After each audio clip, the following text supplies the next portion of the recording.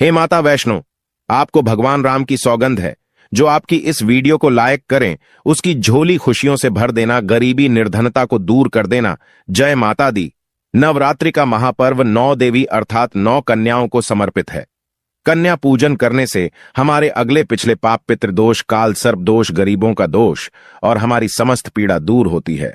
दुख दर्द दूर होते हैं, हर कष्ट दूर होते हैं, गृह क्लेश हमारे जीवन से हमेशा के लिए दूर हो जाते हैं। यहां तक कि राहु दोष, मंगल दोष, मात्र कन्या पूजन से पीड़ित व्यक्ति को राहत मिलती है, सुकून मिलता है, घर में खुशियां आती है तथा अकाल मृत्यु घर में कभी नहीं होती। दोस्तों, इस बार के नवरात्रि बहुत ही शुभ और मंगलकारी माने जा रहे हैं। इस बार चैत्र नवरात्रि 9 अप्रैल दिन मंगलवार को शुरू होकर और इसका समापन 17 अप्रैल दिन बुधवार को होगा। दोस्तों, नवरात्र की अष्टमी और नवमी तिथि पर कन्या पूजन का विधान है। इस बार महाअष्टमी तिथि 2024 में 16 अप्रैल दिन मंगलवार को मनाई जाएगी और नवमी तिथि 17 अप्रैल 2024 दिन बुधवार को है। ऐसे में आप अष्टमी और नवमी को इन दोनों तिथियां में कन्या पूजन अवश्य ही करें। कन्याओं को भोजन अवश्य खिलाएं। शास्त्रों में 9 दिनों के नवरात्रि को बहुत ही शुभ और मंगलकारी माना जाता है और वहीं 8 दिनों के नवरात्रि को अच्छा नहीं माना जाता। ऐसे में 10 दिनों के नवरात्रि बहुत ही शुभ माने गए हैं। शास्त्रों के अनुसार नवरात्रि के दिनों में माता रानी का पूजन करने से, कन्या पूजन करने से मां अभय वरदान प्रदान करती हैं। कुंडली में जो कष्ट होते हैं उन्हें ठीक कर देती है। श्रीधर की तरह ही सच्चे हृदय वाले व्यक्ति के सभी कष्टों का निवारण मां शीघ्र ही करती है। मां की उपासना से विनम्रता का विकास होता है। सभी कष्ट, दरिद्रता, दुख, कष्ट नष्ट हो जाते हैं। नवरात्रि में माता रानी का व्रत और पूजन किया जाता है, लेकिन नवरात्रि के दौरान सबसे ज्यादा महत्व होता है कन्या पूजन का। दोस्तों, कन्या रानी जो होती हैं, फूल की पंखुड़ियों की तरह नाजुक होती हैं। कन्या पूजन सर्वोप्रिय है, श्रेष्ठ है। कन्या के रूप में स्वयं जगदम्बा देवी, माता वैष्णो, 9 देवियां अर्थात समस्त ब्रह्मांड इनके शरीर के कण कण में वास करते हैं। बहुत कम लोग जानते हैं 33 कोटि देवी देवताओं का वास होता है। कन्याओं के मस्तक पर कन्या चाहें छोटी हो चाहें बड़ी हो, वह सदैव पूजनीय है, मां के समान मानी जाती है। दोस्तों, माना जाता है व्रत और उपासना से माता रानी इतना प्रसन्न नहीं होती है जितना कि कन्या पूजन से होती है। नवरात्रि में छोटी छोटी कन्याओं को माता रानी का स्वरूप माना जाता है। कन्याओं को भोग लगाया जाता है, उन्हें प्रसन्न किया जाता है और बदले में आशीर्वाद मांगा जाता है। कन्याओं को प्रसन्न करने के लिए गिफ्ट आदि उपहार वगैरह दिए जाते हैं। माना जाता है अगर कन्याओं को कोई भेंट दी जाए और वो उसे खुशी खुशी स्वीकार कर ले तो इसका मतलब है माता रानी अर्थात माता वैष्णो ने वो भेंट स्वीकार कर ली। जिन पर कन्याएं प्रसन्न होती हैं तो समझो उन्हें माता रानी का आशीर्वाद मिल गया और माता रानी की कृपा से उन्हें मुंह मांगा वरदान प्राप्त होता है। कन्या पूजन कोई मामूली पूजन नहीं होता। समस्त ब्रह्मांड में जो पूजा होती है उनसे बढ़कर कन्या पूजन को माना जाता है। 10 बार गंगा स्नान करने से और 100 बार यज्ञ करने से तथा 1000 बार यात्रा करने से जो पुण्य मिलता है वह मात्र एक बार कन्या पूजन करने से करोड़ों गुना भक्त को मिल जाता है, प्राप्त हो जाता है। दोस्तों, इसीलिए कहा जाता है कि कन्याओं को सताना नहीं चाहिए, इससे समस्त ब्रह्मांड हिल जाता है। कन्याओं की जितनी सेवा की जाए कम ही होती है। कन्याएं कोई मामूली नहीं होती। कन्या के रूप में स्वयं उनके मस्तक पर विराजमान होकर स्वयं देवी चलकर आपके घर तक आती हैं। नवरात्रि में 2 साल से लेकर 10 साल तक की कन्या का पूजन होना चाहिए। अष्टमी अथवा नवमी को कन्याओं के पैर धोकर भोजन कराना, उपहार आदि देना श्रेष्ठ माना जाता है, दुर्लभ माना जाता है। ऐसा मौका कभी हाथों से नहीं जाने देना चाहिए। इस दिन जितना ज्यादा हो सके कन्याओं को हाथ पकड़कर, पैर पकड़कर अपने घर तक लेकर आएं। दोस्तों, वीडियो में आगे बढ़ने से पहले आप अपनी राशि भी कमेंट बॉक्स में जरूर डाल दीजिएगा। यदि हमारे पास कोई उपाय होगा तो वह आकर हम आपके कमेंट के रिप्लाई में बता देंगे। कोई भी राशि के अनुसार अगर उपाय करता है तो माता वैष्णो बड़ी प्रसन्न होती है और ऐश्वर्य धन प्रदान करती है, मालामाल बना देती हैं। इसीलिए राशि कमेंट में जरूर छोड़ें और हां, माता को एक लाइक जरूर करें। लाइक करने में कंजूसी ना करें। दोस्तों, कैसे करें? कन्याओं का स्वागत। कन्या जब आपके घर आए तब सभी के पैरों को दूध और पानी से उनके पैरों को धुलाना चाहिए। खासकर मर्दों को कन्याओं के पर आवश्यक धोने चाहिए, इससे मैया वैष्णो प्रसन्न होती हैं। दोस्तों, फिर उसके बाद कन्याओं को किसी साफ जगह पर जमीन पर कपड़ा बिछाकर बैठाना चाहिए। उनके माथे पर अक्षत, फूल और कुमकुम लगाना चाहिए। फिर उसके बाद भोजन ग्रहण करवाना चाहिए। लेकिन हमेशा याद रहें, कन्याओं की थाली में 3 पूरियां कभी ना रखें। इसे शुभ नहीं, घोर अशुभ माना जाता है। 3 पूरियां तथा 3 रोटियां मरने वाले व्यक्ति के लिए निकाली जाती हैं और जेल में कैदियों के लिए दी जाती हैं। ऐसे में कन्याओं को उनकी थाली में 3 पूरी कभी ना दें, लेकिन 1-2 करके पूरियां दे सकते हैं। इससे 3 संख्या बढ़ जाती है और दोष भी नहीं लगता।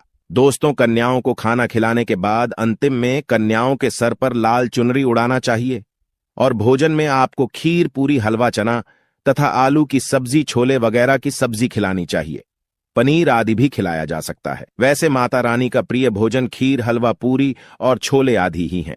लेकिन भूल से भी लहसुन और प्याज का इस्तेमाल कभी ना करें, अन्यथा अनर्थ हो जाएगा।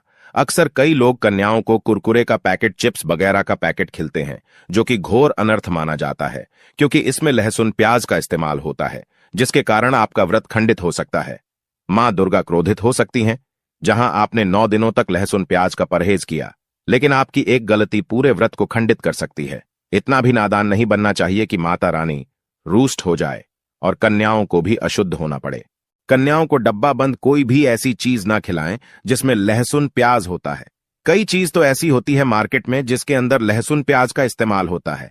ऐसा आप कभी मत करना। दोस्तों, कई लोग कन्या पूजन में खाना घर पर नहीं बनाते और मार्केट से रेडीमेड लाकर ही खिलते हैं तथा दही जलेबी खिलाते हैं, जो कि शुभ नहीं माना जाता। दोस्तों, ऐसा खाना वो लोग खिलाते हैं जिनके घर में मान लीजिए कोई दुर्घटना आदि हो गई है या घर में कोई बीमार है या कोई मुसीबत है, तब वो ऐसा करते हैं।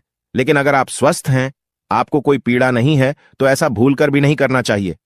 माता रानी दही जलेबी नहीं, आपके हाथों का बना भोजन खाना चाहती है, आपका प्यार चाहती है। फिर चाहे आप घर में एक ही पूरी क्यों ना बनाएं माता के लिए, पर आप स्वयं ही अपने हाथों से माता रानी को भोजन खिलाएं। देखिए, भले ही आप दही जलेबी खिला सकते हैं, परंतु माता को घर का बना हुआ शुद्ध भोजन ही अति प्रिय है।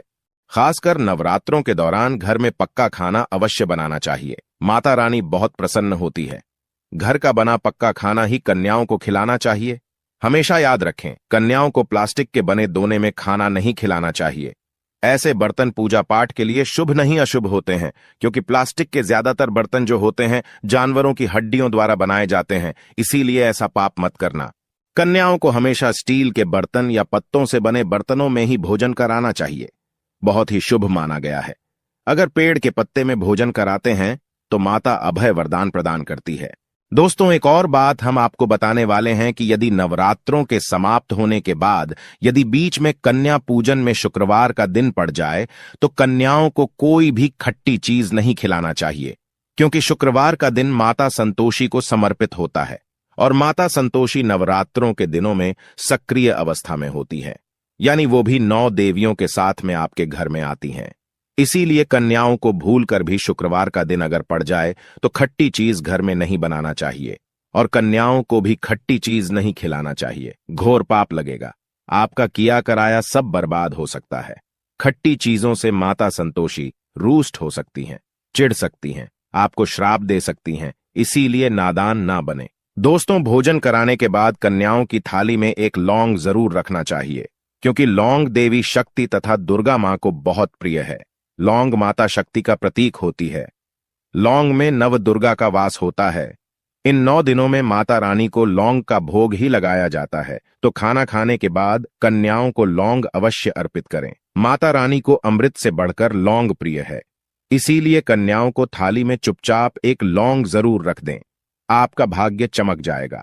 माता लक्ष्मी आपके जीवन में धन की कोई भी कमी नहीं होने देंगी।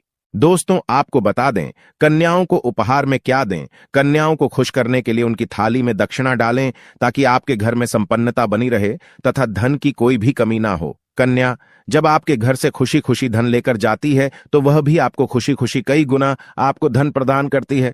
इस समय कंजूसी मत करना, खुशी खुशी कन्याओं को धन अवश्य देना। कन्याओं को कोई सुंदर गिफ्ट दे सकते हैं। शास्त्रों में बताया जाता है कि कन्या जितना खुश होती है, माता रानी उतना ही जल्द फल की प्राप्ति प्रदान करती है। ऐसे में आप कन्याओं को चॉकलेट बॉक्स दे सकते हैं तथा खूबसूरत कपड़े दे सकते हैं। याद रहे, काले कपड़े ना दें और स्टील के बर्तन भी गिफ्ट के तौर पर दे सकते हैं। याद रहे कि कन्याओं को लोहे का कोई भी सामान नहीं देना चाहिए, नहीं तो राहु केतु का प्रभाव आपके जीवन में प्रवेश कर जाएगा। राहु काल तथा राहु दोष आपको लग जाएगा, आप बर्बाद भी हो सकते हैं। दोस्तों, जब कन्या अपने घर के लिए प्रस्थान करें तो उनके चरण जरूर छू लें और अपने मन में अपनी प्रार्थना को पूरा करें। सच्चे दिल से मांगी हुई मुराद माता रानी अवश्य ही पूरी करती है। सच्चे दिल का मतलब होता है मन में कोई भी लालच ना हो, और अगर वो लालच माता को पाने के लिए बन जाए तो उसे बोलते हैं सच्ची श्रद्धा और सच्ची भक्ति। ऐसी भक्ति के आगे स्वयं 33 कोटि देवी देवता आपको नमस्कार करते हैं। दोस्तों, नवरात्रों के दिनों में अगर मिल जाए आपको ये संकेत, तो समझो माँ दुर्गा आपके घर में आ चुकी हैं। ये संकेत बताते हैं माँ दुर्गा का आशीर्वाद आपको प्राप्त होने वाला है। तो आइए शुरू करते हैं। दोस्तों, पहला संकेत, जब आप कलश स्थापना करते हैं तो जौ से निकली हरियाली बहुत ही शुभ मानी गई है। कहा जाता है कि जौ से निकली हरियाली हमारे भविष्य में होने वाले अच्छे और बुरे होने का संकेत देती है। ये सभी बातें हमारे आने वाले साल का भविष्य बताती हैं। यदि आपने जौ बोए हैं और वो किसी कारणवश नहीं हो पाए हैं तो ये संकेत बड़ा ही मनहूस माना गया है। कहा जाता है कि नवरात्रों में जौ अगर सूख जाते हैं या बढ़ते नहीं हैं तो आपको समझ लेना चाहिए कि ये साल आपका खराब होने वाला है तथा घर में कोई बीमारी आने वाली है, या दिन दुगनी रात चौगुनी आपकी कम होने वाली है या घटने वाली है। दोस्तों, ये धन हानि का संकेत माना गया है, क्योंकि आपने कोई ना कोई गलती ऐसी कर दी होगी जिसके कारण माता रानी नाराज हो गई हैं। इसीलिए माता से आप क्षमा अवश्य मांग ले। मां अपने भक्तों को अवश्य माफ करती है। एक मां ही होती है जो अपने बेटे को, अपने लाल को हर गलती पर माफ करती है। लेकिन ऐसा बेटा किस काम का जो मां से माफी ना मांगे। इसीलिए माता रानी से अपनी गलती की माफी अवश्य मांग लें। मैया वैष्णो अपने भक्तों को कभी निराश ही नहीं करती, बल्कि उन्हें धन धान्य से और खुशियों से परिपूर्ण बना देती है। और दोस्तों, यदि जौ हरे भरे हो जाते हैं तो ये शुभ संकेत होता है। इससे आने वाले समय में आपको बहुत ज्यादा ही धन लाभ होगा। माना जाता है कि 1 रुपए का सिक्का या चांदी का कोई भी सिक्का जौ के बीचों बीच में अगर मिट्टी में दबा दिया जाए तो घर में सुख समृद्धि आती है। माता लक्ष्मी दौड़ी दौड़ी चली आती है। जौ के अंदर हमेशा 1 रुपए का सिक्का अवश्य डालना चाहिए। जौ को खाली नहीं रखना चाहिए, उसमें धन वगैरह अवश्य डालना चाहिए। इससे माता का आशीर्वाद सदैव परिवार पर बना रहता है और जीवन में कोई भी संकट नहीं आता। खाली जौ मतलब धन भी खाली, खुशियां भी खाली ही मिलेंगी। दोस्तों, नंबर 2, यदि आपकी नींद नवरात्रों के दौरान सुबह 4 बजे के आसपास खुलती है तो इसे बड़ा ही शुभ संकेत माना जाता है, क्योंकि ये समय ब्रह्म मुहूर्त कहलाता है। इस समय देवी शक्ति अपने सच्चे भक्तों को ही जागती है। इस समय उठाना मतलब माता की कृपा प्राप्त करने के बराबर माना गया है। ये संकेत बताते हैं कि माता की सच्ची भक्ति का प्रभाव आपके ऊपर हो चुका है और माता रानी आपको जल्दी ही कोई खुशखबरी देने वाली है। मां आपकी सच्ची भक्ति से बहुत खुश हैं। दोस्तों, नंबर 3, यदि नवरात्रि में आपका मन प्रसन्न होने लगे, पूजा पाठ में आपका मन लगने लगे, पूजा करते समय मन का शांत होना यह दर्शाता है कि आपको बहुत जल्द मां की कृपा प्राप्त होने वाली है।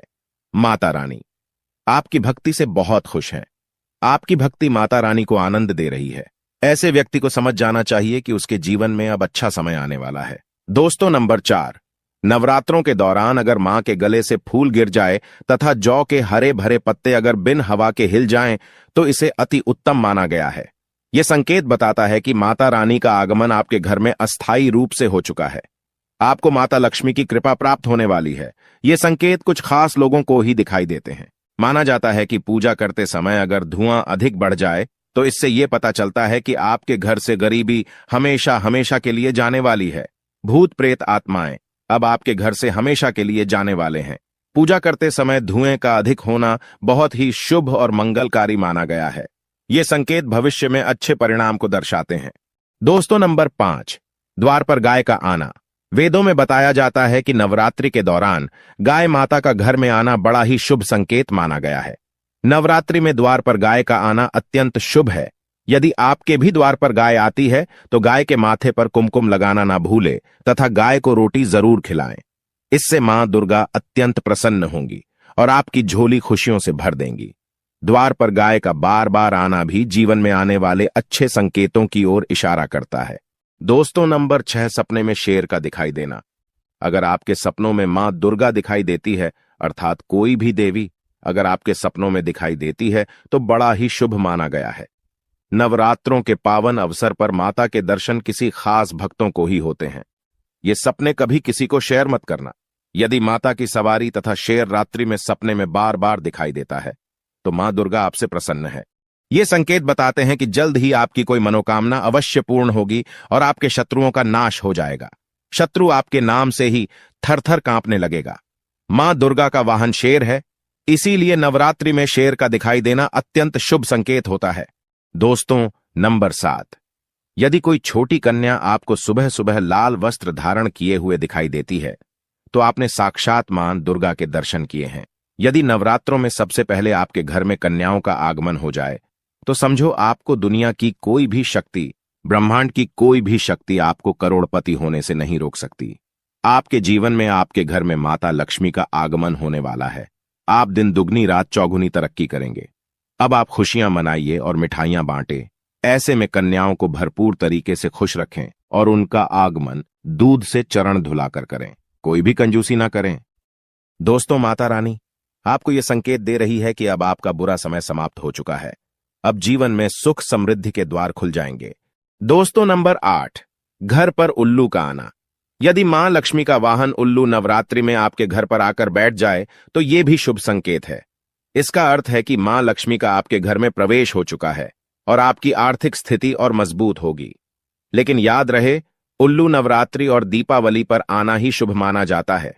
दोस्तों, नंबर 9, यदि ब्रह्म मुहूर्त के समय यानी सुबह के 4 बजे के आसपास घंटियों की आवाज सुनाई दे जाए या शंख की आवाज सुनाई दे जाए तथा कोई भजन सुनाई दे जाए तो बड़ा ही शुभ संकेत माना गया है।